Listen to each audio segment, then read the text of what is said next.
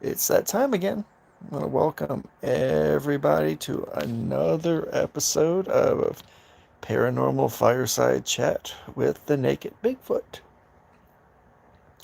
But before, as always, before I get started, there's always a little bit of a little bit of fucking housekeeping. Keep housekeeping. I forgot the word housekeeping, but housekeeping to do. Um, I want to start by wishing Papa Joey Stay, who is part of the Truth About Beer team, TTBA, um, TTAB. I'm sorry for messing that up. Happy birthday, Papa Joey Stay. I am sorry that I missed your birthday show. Uh, God, I'm really sorry, but I had an all day sleep going on, and when I woke up, I looked at it and went, fuck. But happy birthday, Papa Joey. I hope you have an amazing birthday. And I hope you get everything you wish for. That sounded more ominous than I meant it to be. Okay. As always, tonight's episode, of course. Hey, Drew. Hey, Chris. What up? What up? Oh, and Papa Joey's live tonight. Thank you for joining.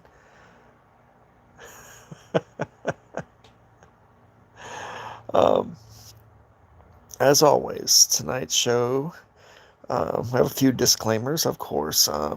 All opinions um, are are those of your humble hosts and nobody else's. I am not here to influence, persuade, dissuade, um, or change anybody's worldview. My show is intended to be informative and entertaining. And if by some chance it sparks a bit of curiosity um, in you about the world around you, the wonderful, strange, bizarre, paranormal world around you, um, then by all means, I encourage you to safely explore it. Um, Remember, I said safely explore it. As you can tell, there's a lot of things in the world of the supernatural and the paranormal that fucking kill you or make you wish you were dead. So if you do go out on a crazy exploration of the seemingly impossible and the ethereal and the astral, do so with caution, but do so with an open mind. Um, and always, keep your safety in mind as you do it. Do it safely. Don't take any unnecessary risks that you can't fix later. Also, there will be. Oh shit! Something just bit me. Um, there will be. Oh, and by the way, thank you, Drew, for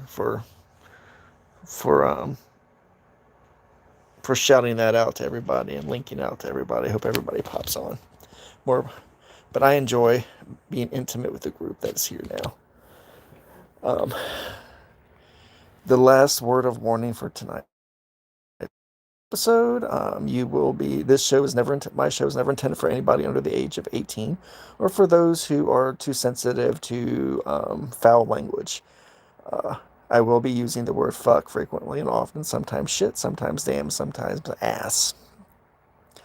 Uh, so if you are sensitive to any foul language, this show may not be for you, or you may close your eyes and hum until the words pass.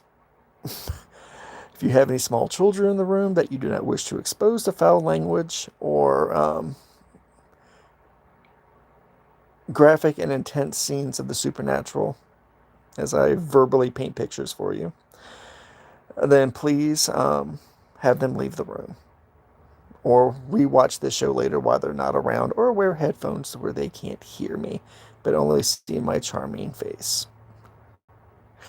With that, on with the show. I have actually been looking forward to tonight's discussion.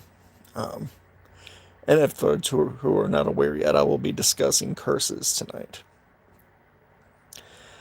One of the one of the tropes in the supernatural world, especially when you're dealing with practitioners in the supernatural world and the paranormal world. What I mean by practitioners, um, various witches, medicine men, um, and I'm only going to say this as I roll my eyes, but um, practitioners of voodoo, um, the curses are always associated closely with us, and with being a negative thing. So tonight I want to talk about the good, the bad, and the ugly when it came to curses. Maybe shed a little, light on what a curse is, who casts curses, who places curses. There's a difference between casting and placing. We'll talk about that. Can a location be cursed? Um, can people um, be born cursed? That's a good one, isn't it? These are hopefully, and I do have a story that involves someone who I was once again called in on. God, it was it was not even a year ago when I was called out to help someone who believed that they had been cursed by their mother-in-law. I fuck with you not. And it ended up being more serious than I originally went into experience. So, okay. With that being said, let's start the discussion. Okay, a curse. You know, wow. It's hard for me to define it without being an asshole because I'm not easily offended, but the few times I have been offended is when people found out that I was a Hungan. I was referred to as a witch doctor. Um, and it was asked, and I'm always asked about do I curse people or at all, or do I do curses for people for money and stuff. I try not to take offense to it. Well, I don't try not to take offense to it outwardly, but inwardly I'm like fuck you, because of course I forgive them because they know not what they do or say. They don't understand it enough uh, to intelligently talk about. But a curse is generally defined as something negative. A curse, when it comes to people, we'll get to locations soon. We're going to start talking about people. Um, like the curse of a werewolf. And if everybody sees my episode about werewolves called What is a Werewolf? I really advise you to go there because I talk about the cursed wolf, um, blood cursed wolf, one of the types of werewolves. And you really should see that. I go into that in some detail. About a Lugaru, which is a cursed werewolf, as a cursed person, a blood curse on a family that makes someone turn into a werewolf. So if you haven't seen that episode, I strongly advise you to go watch that episode. It was a lot of fun to talk about it, as I think I provided a lot of information that people had never thought about or researched themselves about the types of werewolves there are out there. So please go watch it. I'm not going to rehash that tonight, although I will reference it on occasion. Curses are done by a practitioner, by a person, um, whether they be some variety of witch, shaman, um, root worker, um, so on and so forth. And yes, even practitioners of voodoo do partake of a curse, but I will explain that later in more detail. Heavy metal, welcome on, dude. Good to see you. Curses are meant to, what everybody believes are meant, and the general accepted definition is that curses are done to people that are meant to cause harm, supernatural harm to that person. Um, but not all curses are harmful. For instance, now I am going to talk about witches and witchcraft eventually, and how that plays into the idea of a curse. But I'm going to indulge myself and ask you all to bear with me as I talk about the dark side of voodoo, and the light side, which happens to be Hungan. There are two, and you'll see if anybody watches my previous episodes on, voodoo that I did earlier about the faith of voodoo. You'll hear me talk about the Hungan, which is what I am as a voodoo priest. And they also talk of the Bakor, which is not so much as a priest as a someone who practices the shadier and darker aspects of our religion. So let's start with the Bakor and curses that they could place upon people. Now, curses, and let me define this really quick before I get started. There is the concept of what's called sympathetic magic that's out there. Sympathetic magic is actually, no matter what dispensation of, or what type or what flavor of practitioner that you are, whether you be a witch, whether you be a Hugan, whether you be a Bakor, whether you be a root worker, whether you be a shaman. Sympathetic magic, to define it simply, is where you set up a connection between yourself, the caster, and the person, which we will refer to as the victim, the recipient of the curse. Oh God, don't get me started about karma. Ugh, Jesus. There's so many damn definitions of, so many different flavors of karma that are out there, Drew. I might have to do a series of shows just on that.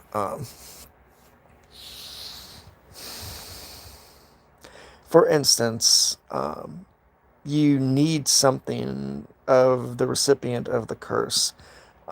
Depending on the curse that's being cast, depending on the person casting it, they may need something simply as a picture. They may need something simply as a signature from the person. But in some of the more interesting cases, they will need an article of clothing or a bit of hair, something organic from their body, or something that they have, worn for a while to be able to imprint who they are upon it. To be able to set up that connection between the caster and the recipient of the curse.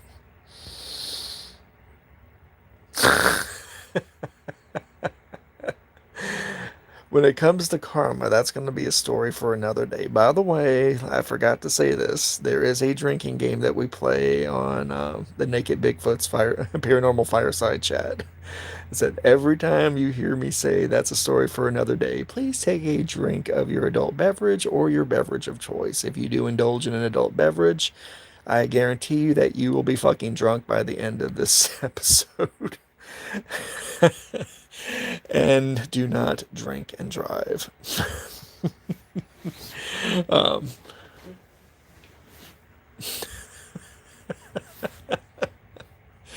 oh, God. People are going to have to start giving me feedback on how this drinking game is going along, because I have a suspicion I've turned a lot of people into alcoholics out there. Okay, back to sympathetic magic. Bakoras, when they set up a sympathetic magic, they usually work through what is called a fetish, which is a doll. Yes, it's called a voodoo doll. Yes, voodoo dolls are real, but we refer to them as fetishes, the dolls that we create. Um,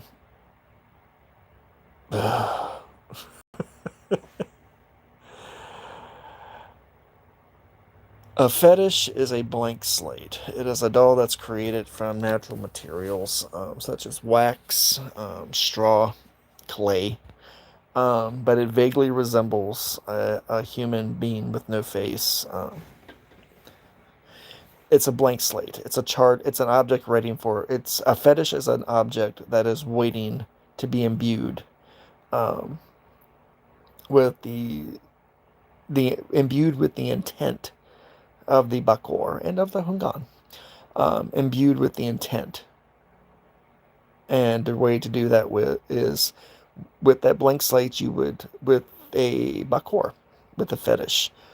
What they generally require um, is usually hair, um, soil from the property in which they dwell, um, and a piece of their clothing. It doesn't have to be a whole piece. It can be like a shoestring, as simple as a shoestring. It can be as complicated um, as a piece of their jacket or a piece of their shirt or a piece of their socks, a piece of cloth. And and now look, I'm going to tell you guys how to construct, a basic fetish. I really, really have to warn everybody. It's, if you choose to do what I'm about to explain, um, it's really dangerous, both mentally, physically, and spiritually, to fuck around with this stuff and you don't know what you're doing. But the fetish that a Bakor creates, most of the ones I've ever seen that they do, has been of wax.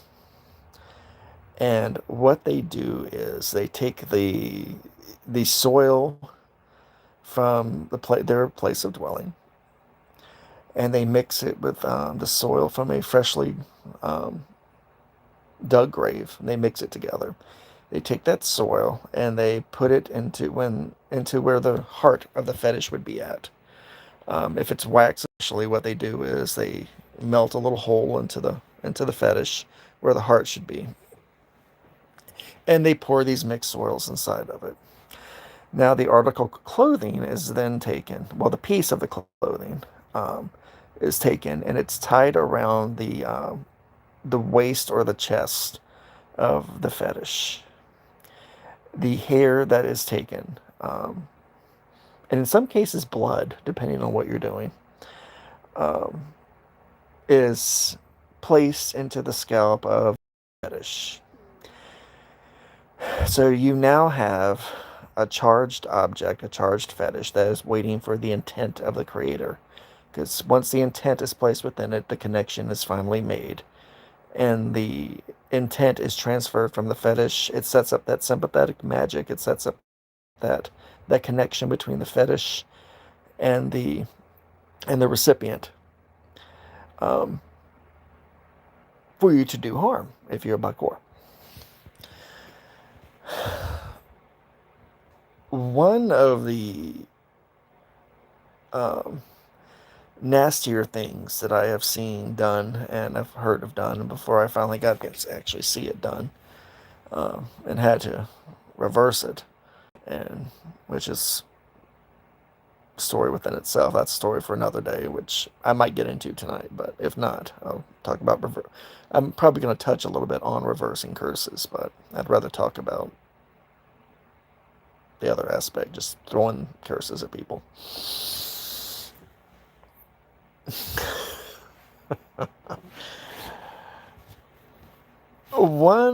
Usually a Bakor will only create a fetish for two reasons.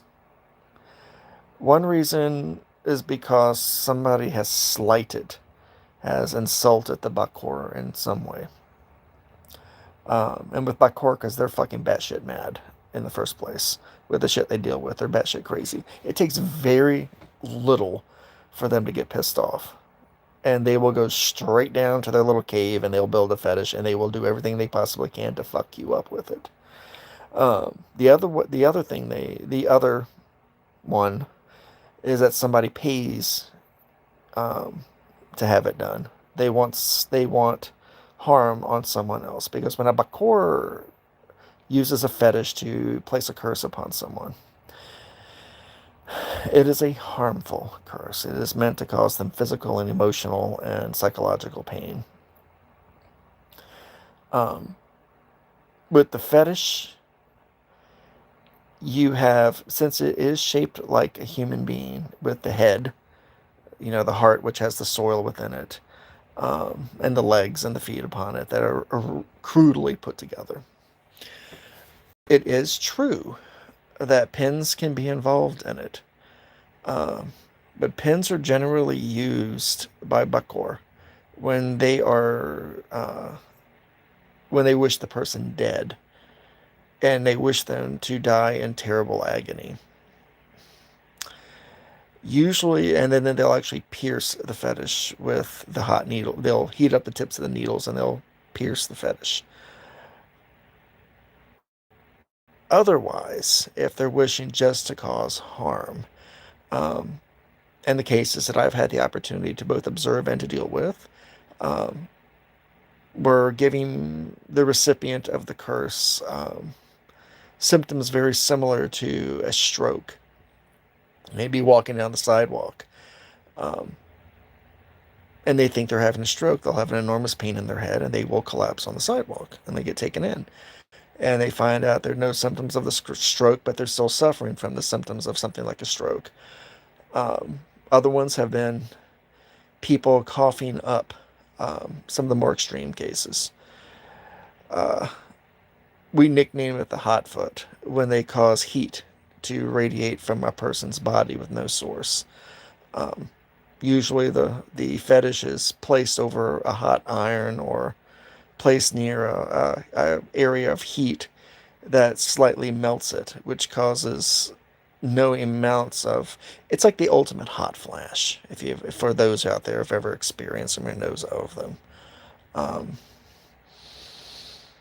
that people mistake for fevers. Um, that they continue to heat up so bad that it causes brain damage, but not death. If death was not wished, but not death. Uh, when they do wish to kill, or blindness, and that's when they'll take across, they'll take a hot tool, heat it up, and they'll run across the wax where the eyes are, and they can make you go blind. You know, I've been there, seen it done. I've seen them give people some of the funnier things. It starts off as funny, but it's not. Curses where they'll give people extreme amounts of dysentery. They'll give them extreme amounts of, I shit you not, diarrhea. But this is not normal diarrhea. It never stops. It's so painful. And you can never keep enough fluids in you because your body will continually to expel them until you get to the point of death, but not exactly dying. And the doctors generally don't know what's causing it. They'll give you things to try to make you stop shitting yourself, but you can't. You become dehydrated. You become weak. Um, it beats you down pretty hard. Now, if they choose to kill you by using it, it's not a quick death that they'll place upon you using the fetish. It is a death curse, which is quite possibly one of the most foul things that you could do to a person. It's not, and believe it or not, death curses are not by Bakor are normally not placed upon adults. They're placed upon children. Um, I kid you not. The death curses, and this might be one of those scenes that people might not want to hear or listen to, that they will, especially unborn babies, they'll make someone miscarry. They'll kill the child in the womb by using a pregnant fetish, a created pregnant fetish to stab the stomach and to end the birth of the baby. When the baby is born, they can make the baby stop breathing. Um, a young child. Um, God, this is hard stuff to talk about.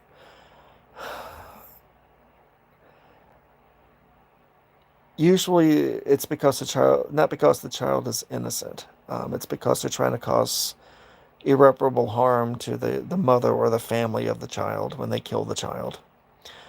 What's best to kill a child and to create suffering in the family that'll last forever. The suffering will last forever. And that's quite possibly one of the worst curses that a Bakor can place upon someone, is to kill one of their children. Reach out and kill them. And there generally isn't much of an explanation. Um, Through autopsy or medical science, I usually can't explain it very well. And again, it's they can do the same things they'll do to adults, but they'll do it to an extent where they know the child will die by the end of time of the curse. The other thing about a Bakor placing a curse through a fetish is that and this has been placed upon them by the Loa who they ask, for their intent and their will to be exacted, um,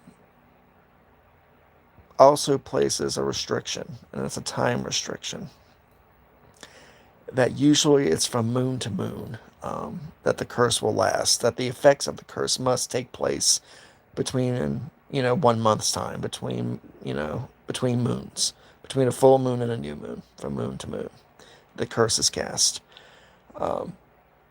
And come to find out, a lot of that's true. A lot of those time limitations are true, and other practitioners and people that are capable of placing curses and casting curses as well. There are limitations like that as well.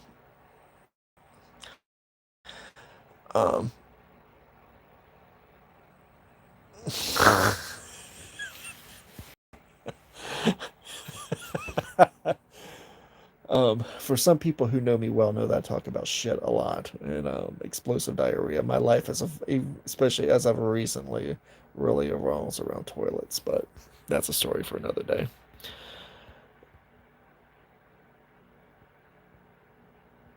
That is true.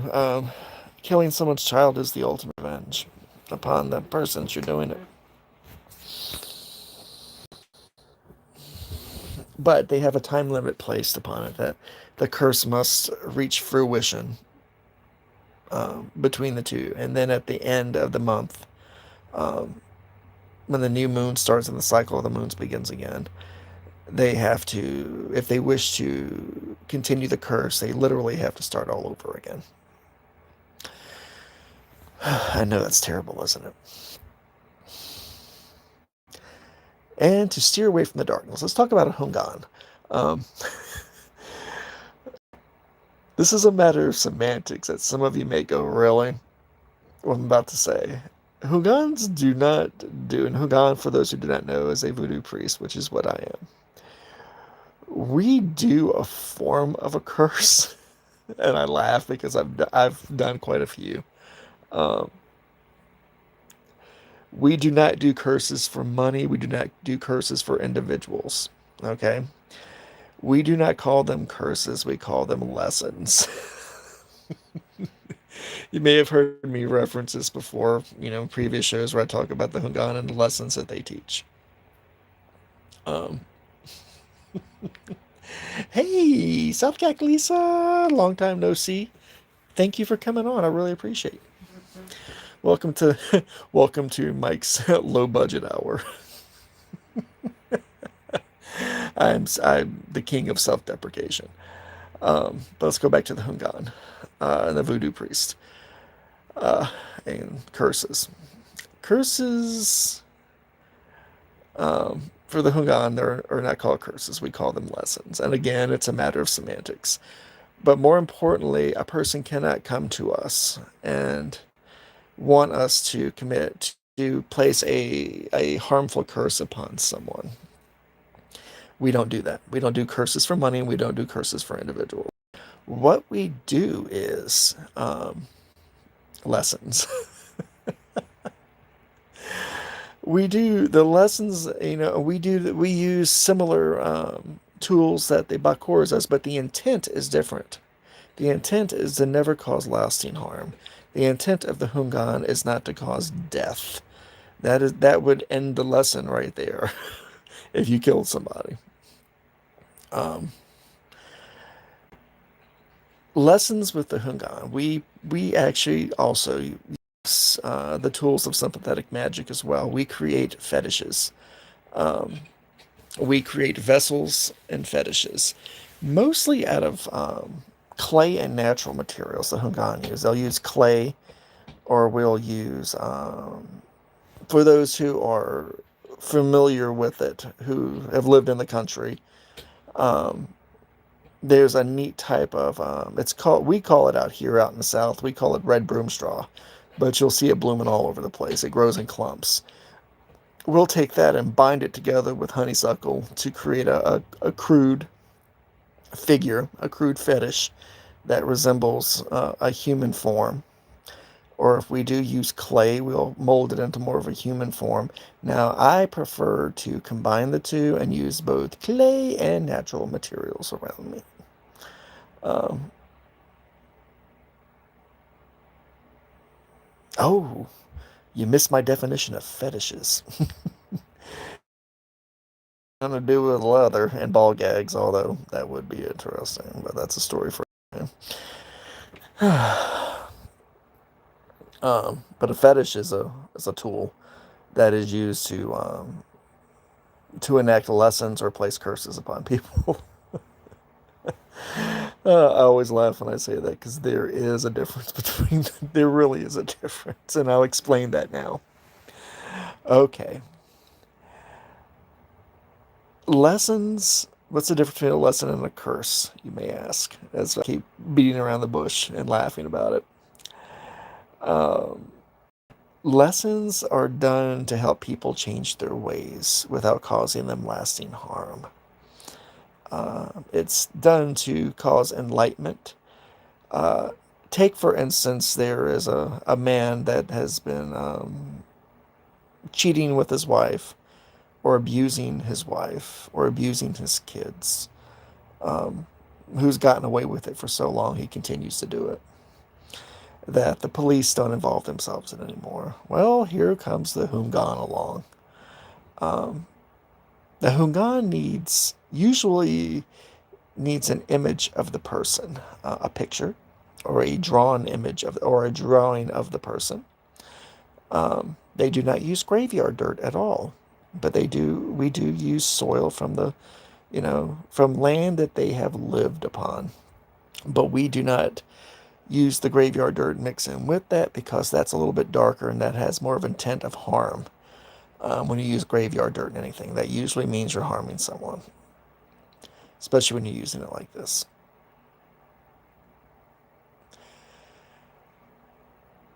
Fuck, I lost my train of thought for a second there.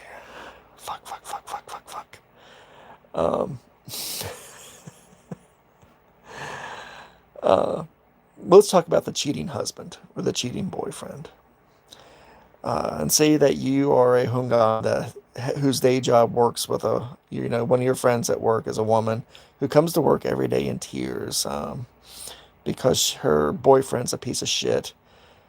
He emotionally abuses her. He cheats on her. You would and this is, by the way, this is me speaking from experience because I had to do this actually one time. I felt the need to do this. Hungan feel the need to help people, to reach out and help people. You know, if nothing else, to sit down and talk to them, or to pray with them, or pray for them, or pray over them, or in this case, teach the boyfriend a lesson.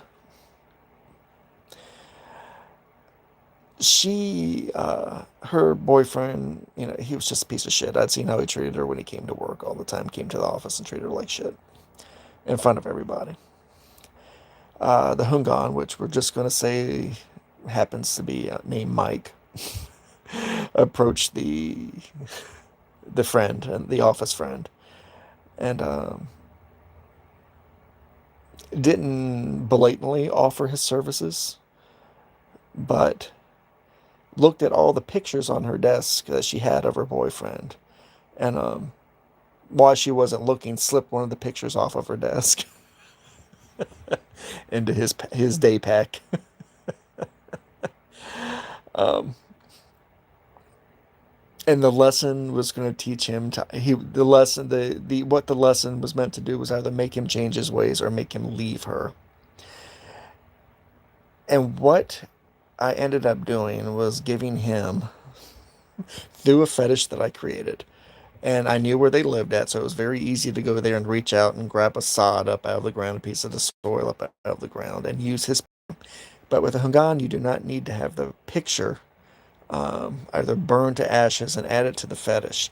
It just needs to be there with the fetish for you to create that connection between the fetish and the person in the picture, and then the living person outside of that, because the intent is good. What I ended up giving him, I chuckle every time I do it. It ended up being because I beseeched Esuli Red Eye. Esuli Red Eye is a Loa, and in the voodoo tradition, Esuli Red Eye has two aspects. Usuli Red Eye can be a benefactor to men and women bestowing love, um, or can punish men or women um, who stomp upon the truth of love. Um, and in this case, I asked her because he obviously was abusing her. She loved him, but he was an abusive piece of shit. So I beseeched Esuli Red Eye, and I asked for her to touch him to reach out and literally reach out and touch him spiritually, in his crotchular and anal region. Um, One of the ingredients that I added to the fetish as I was asking Ursuli Red Eye to do this is that I had some nettles that I tied around the crotch and ass region of the of the fetish. I, li-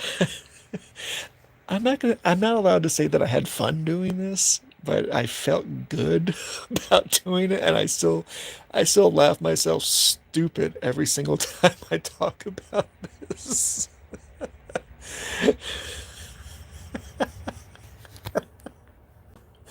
Oh God, but he fucking deserved it.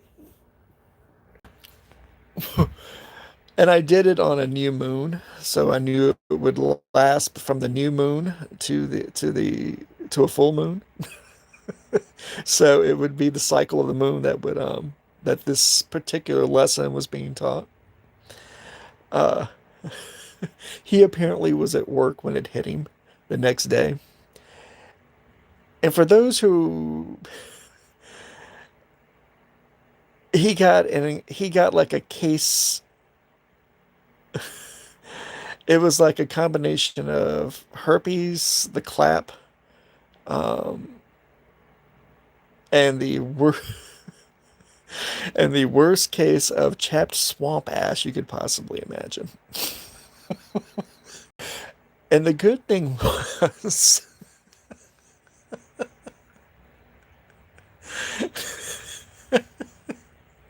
fuck, I can't believe I did that. Um, it started off simple as a burning, itchy sensation in his crotchular region and a chapped asshole. Why you may ask, I might know this is because she came to work, of course, and told everybody her business, which included her boyfriend's business.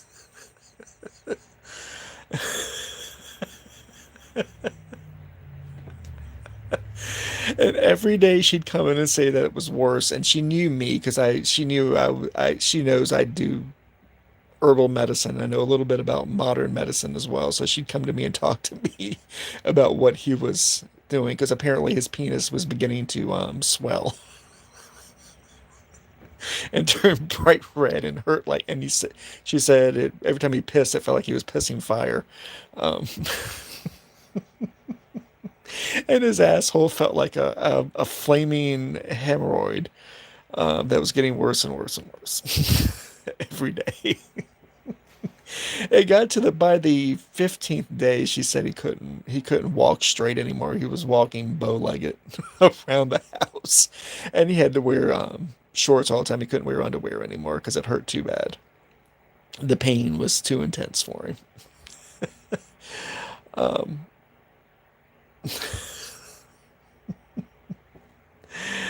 By the time day 30 hit, he was in and out of the emergency room nearly daily because it just kept getting worse and worse and worse. The burning. He didn't develop lesions, but he did develop boils on his balls. I shit you not, boils on his balls. 'Cause you have to remember, as the lesson slash curse was following the cycle of the moon, it was getting stronger and stronger and stronger as the moon grew fatter, fatter, and fatter. The pain would get worse, worse, and worse. I wanted her to leave him because I could see because he was still being abusive. She would try to take care of him. He would cuss her out. He swore up and down that she gave him some kind of venereal disease that the doctors can't figure out what it is. I mean, he ended up at the emergency room taking IVs of all kinds of fucking antibiotics and shit, but it wasn't doing any good. It would get worse. The more he tried to fix it, the worse it got. She ended up um, she whirled back on him, as she explained, and told him that he probably caught that disease from some of the bitches that he was fooling around with. Um, as he was laying on the sofa without any pants or underwear on, with ice packs on his asshole and or on his crotchular region. She went into gruesome detail. He actually accused her in the very beginning of putting icy hot on the toilet paper in the bathroom. But this boo boo, this was supernatural icy hot that got you.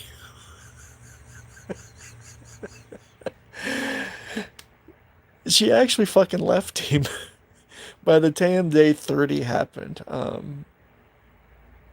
She left him.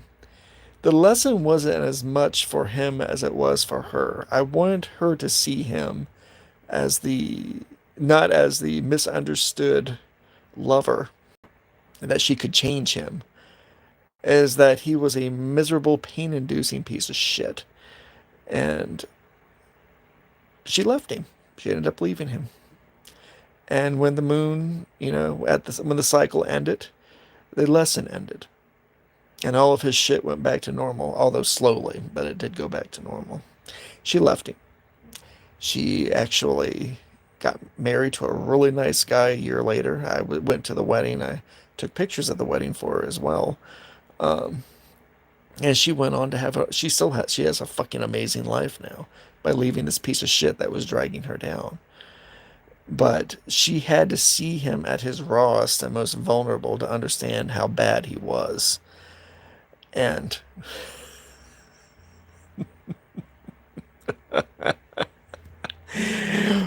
we got to show him that.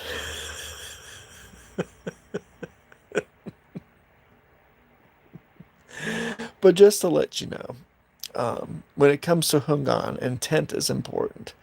Or the Loa will not assist you in what you're doing. The curse can never happen. The lesson can never happen without the assistance of the Loa, without them not giving a nod to it. So, if you're just pissed off and you're trying to get revenge on someone for some frivolous reason that doesn't teach a lesson to anybody involved, uh, you won't be able to pull it off. It won't happen at all. It's all about intent. Now, those are how curses generally work in the world, and truly work in the world of voodoo, and in the religion of voodoo, and the darker and lighter side and funnier side of voodoo. God, I'm such an asshole. It's been one of the favorite lessons I've ever taught somebody. The old stinging nettles in the crotch lesson has always been my favorite. Sorry, I crack myself up because that's some of my best work I've ever done. It couldn't have happened to a better human being. It was either the stinging nettles or to give him, you know, some type of trench rod on his balls, but I didn't want to do that because it may have killed him. Okay. I promised you guys a story about how I had to deal with a curse that was not around, that had absolutely nothing to do with voodoo. People have heard me before. I've been called in by paranormal researchers, paranormal investigators, psychic mediums. They'll ask me to come in to help them assess what's going on. Well, a psychic medium friend of mine, she's still awesome. God, I love her. Rosa is, ooh, I said her name. Fuck, forget I said her name, everybody. Um, she was helping, a family approached her, husband and wife team approached her. Um, and they told her that they thought the house was haunted, and the ghost was tormenting. He said the ghost was tormenting his wife, whatever was in the house that was haunting them, and that it was a multi-generational household that had a grandmother, grandfather. They had multi-generational. It was a large house, a multi-generational house, living together under the same roof. Um, the husband, he of you know, the husband that came to see her and wife that came to see her, wanted her to come to the house to assess, what they could do about this ghost that was hurting his wife, literally. Um, she thought a ghost was pushing her down the stairs. She thought a ghost was turning on appliances when she had her hand inside of them. She thought a ghost was, pulling heavy objects off of shelves onto her head. She thought a ghost was doing all of these things to her.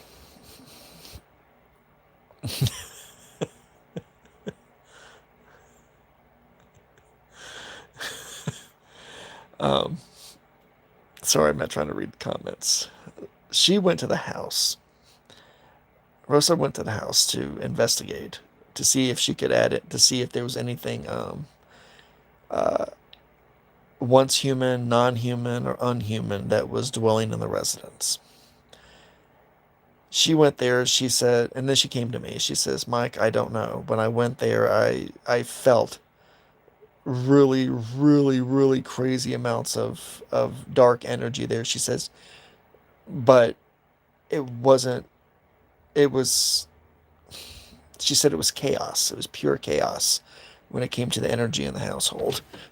She said it wasn't happy chaos, it was dark chaos, but there was no intelligence behind the chaos.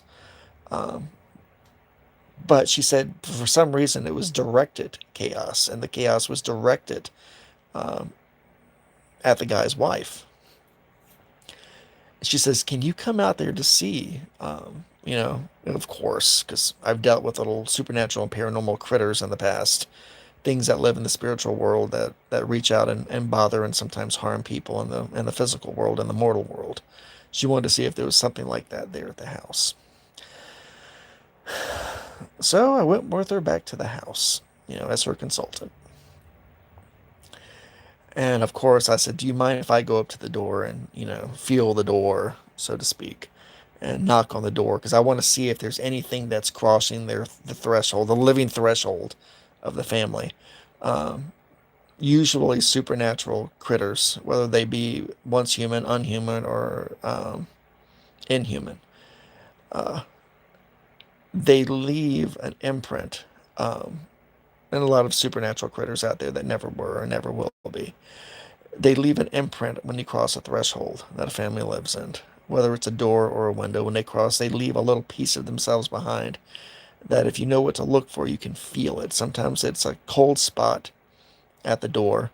Sometimes it's a smell that makes no sense for where it belongs. When you go up to the door, you may smell, in the middle of winter, you may smell fresh roses because whatever went through that threshold to go into that house left that spiritual stain behind that happens to smell like fresh roses. It can also smell like decaying flesh, or it can smell like shit, literal shit. And sometimes it can smell like a fart, a sulfur fart. like whatever it was, ate a whole bunch of boiled eggs and farted right in the doorway when it went across. I'm sorry, I'm still cracking myself up. This story is actually quite serious. So when I went up to this door, it's like somebody threw ice water in my face. It was like, pfft, it was cold, cold, cold energy. So I rang the doorbell, and the person who opened up the door was the grandmother. Now, this is an Italian family, by the way. Now, this is going to make sense in a minute why I had to tell you what family this was. Um, it was an Italian family, and this was the father's, this was the dad's mother-in-law. This was the woman's mother-in-law. And she answered the door, and she looked me up and down, and she muttered something in Italian and just walked away from me. And as she walked away from me, I could hear something that sounded reminiscent of chains breaking glass that were being used to break glasses. That was the spiritual sense I got from her as she walked away, of something very angry and chaotic that was around her in her spiritual makeup. And she walked away. And that's when they met me at the door. And I kept my eye on her because something just didn't seem right about her. So I went in, and apparently the night before they had to go to the hospital because she actually had another instance to where she ended up breaking her arm. She went down 2 flights of steps, and she swears something pushed her down 2 flights of steps, and she ended up with a broken arm and not a broken neck, but she had a broken arm, and she was in there in a cast and sling, in utter tears, asking me if I could help her figure out what it was. So we did a spiritual. The best way to describe it is a show and tell. You hold the person's hand as you ask them questions. And as you ask questions, you're feeling the energy coming off of them. And if it's her energy or if it's something else's energy that's latched itself onto her, that's causing these things to happen. And when I held her, it was like holding when I held both of her hand, well, when I held her hand and had my other hand against her neck, 'cause I couldn't hold her other hand, um, it felt like a stream of ice water was leaving her, going through my arms and traveling from my bed and heading into to the upstairs room. Um, and I looked at her and I said, "Do you mind walking with me?" So I held her hand and we walked up the steps. And I was walking with her, feeling this icy cold stream that was running from her. And it ended at the mother-in-law's bedroom door. And I said, "Whose door is this?" She's told me whose it was. And she says, "Do not go in there. Go batshit crazy if you go in there." She didn't like anybody to go into the room. Um,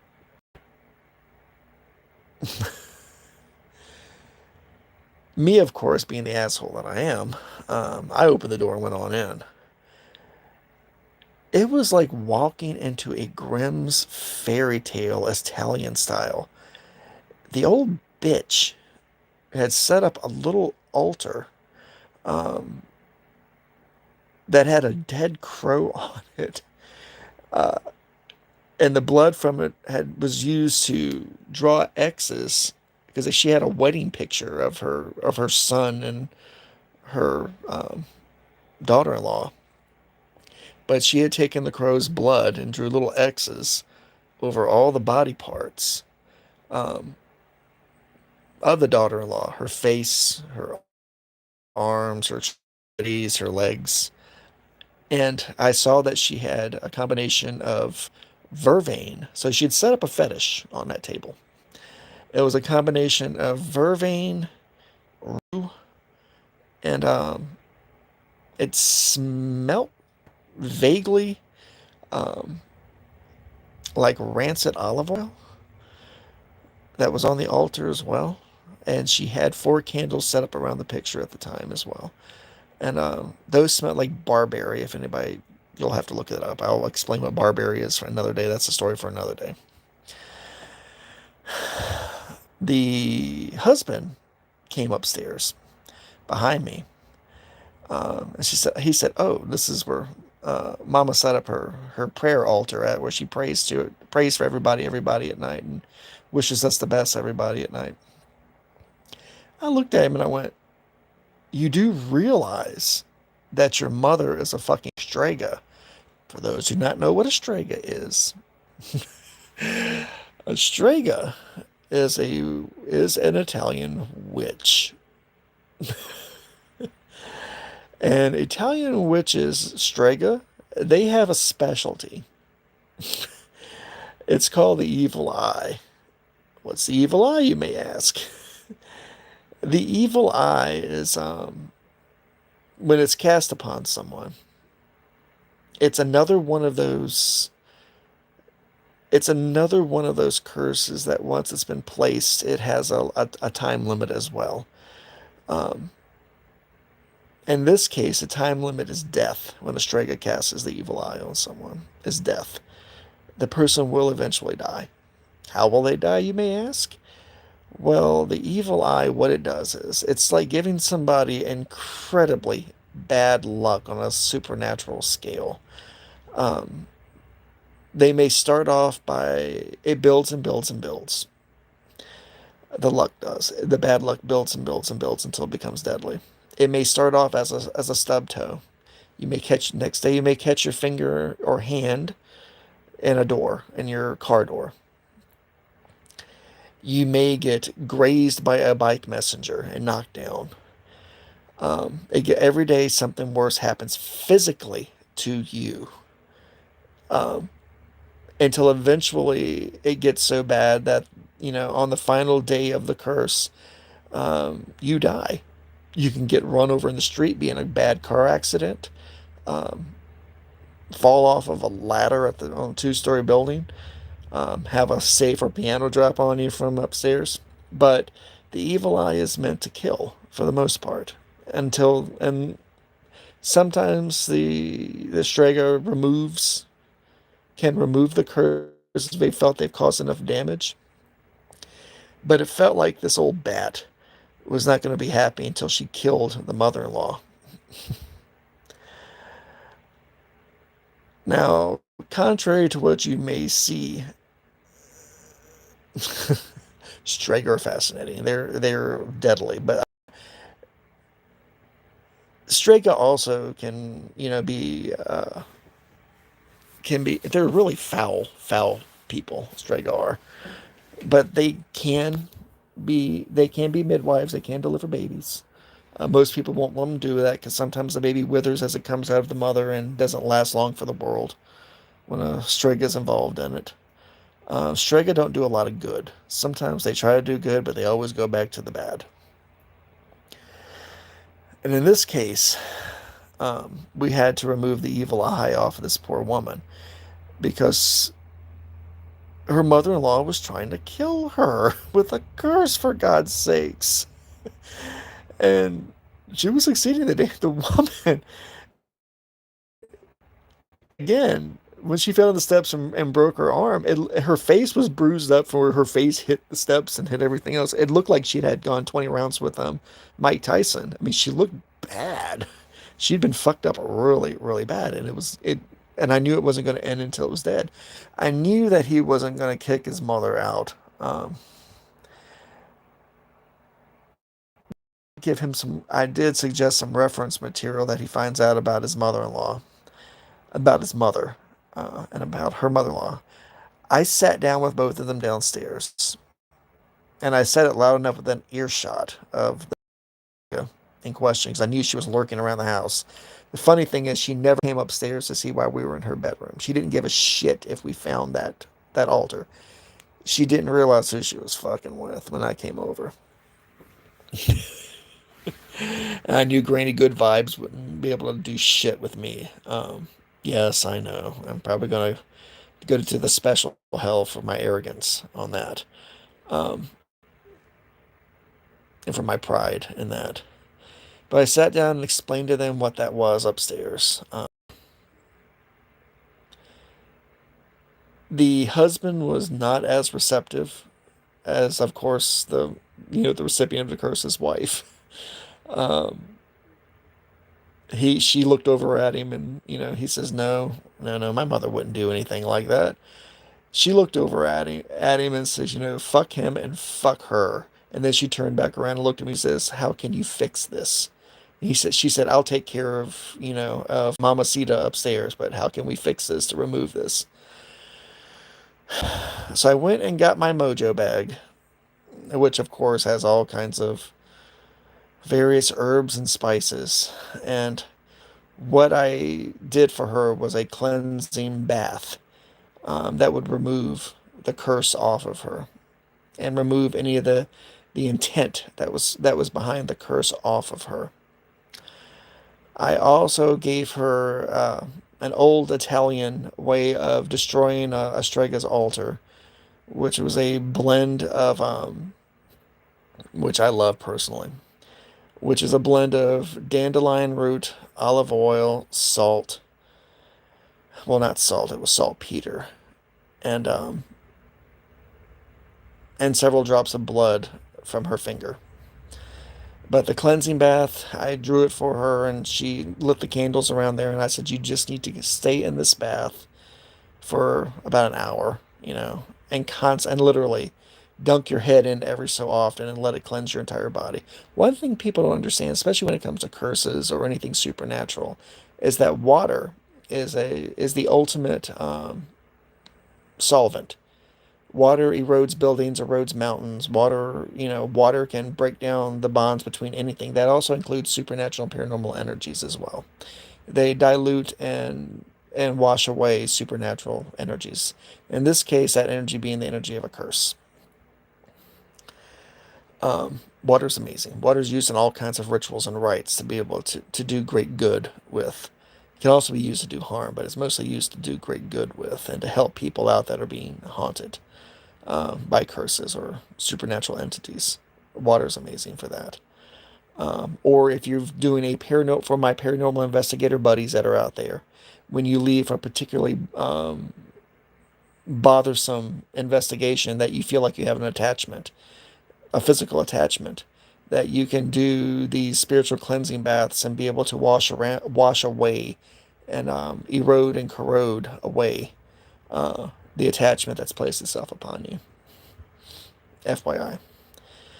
So she went upstairs and polluted the altar, made it useless for the old bat to use on her again.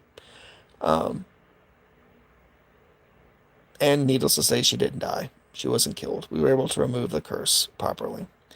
And she made sure to let them know that she made sure the mother-in-law knew that she knew what she had done, and that she'd had an eye out for it. Now, the one thing about the evil eye is you can't do that to someone who's aware that you're doing it to them, or the curse doesn't stick. The evil eye doesn't stick because they're aware of it.